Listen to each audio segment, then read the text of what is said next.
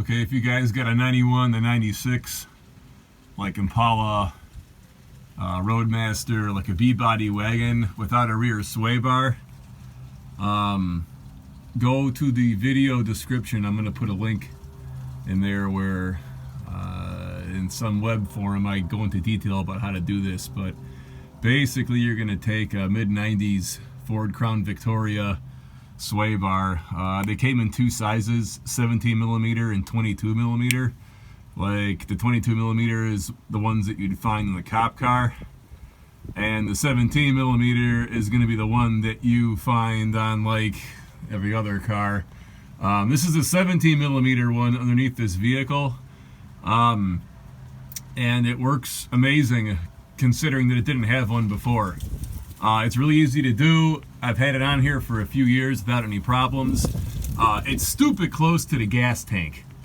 I put that piece of spiral wrap there with like a line that I drew in paint marker to see if it was rubbing, and it kind of looks like on the right hand side that it's touching, but it wasn't. I had to drop the fuel tank to change the fuel pump, and I kind of scuffed it up when I did that.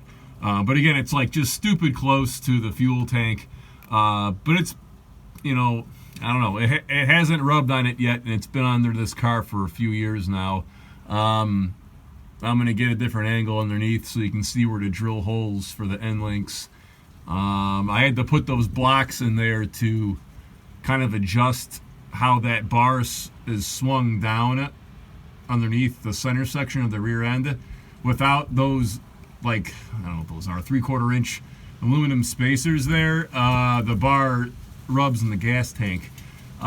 With this sway bar, again, it's a 17 millimeter, and you know, like air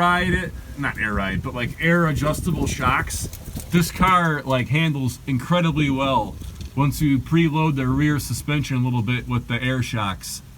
And then I got like dual exhaust, and they kind of dump out the back of the car. I had to take some silicone tubing, and I got it like slit. Every now and then when I go over like a bump or whatever, the rear end's gonna push on this, and the slit's supposed to not let this thing build up pressure. I tried this before without putting a slit in the silicone tubing, and every now and then when the rear end would come down, these would like seal up and they would blow off on the road. And then you got to use a really good like turbocharger type of hose clamp up there to hold them on. And actually, I got a little hole drilled in the side of the silicone where I got like a stainless steel rivet, just so this thing can't like walk itself off or rotate. I got it. I kind of got that on both ends with that little slit in the silicone tubing. Again, as the rear end comes down, it's gonna kind of like push on that, and you don't want it to like make a seal and build up pressure. All right, this is the driver's side of the vehicle. That's kind of where the end link goes into the chassis at. Where the hell am I? There we are. So there's this like angular gusset right here. I don't know if you can see my finger or not. There's this angular gusset right here, and then kind of like right in that little nook where it bends down is where I got the hole in the driver's side. And then on the passenger side, it's kind of the same deal really. But I drilled actually through the hole in the exhaust hanger bracket, and then I used the end links that were in the link. Again, go to the description, go to the link. I used the end links that were mentioned at the very beginning of the forum, the thread that talks about this.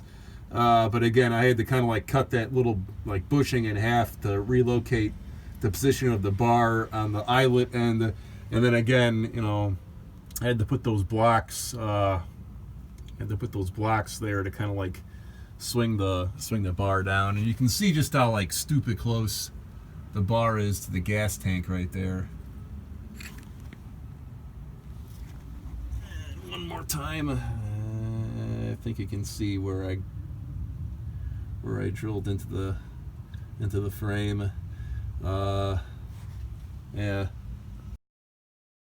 Here you can see the rear end all the way down to the extreme limits on one side,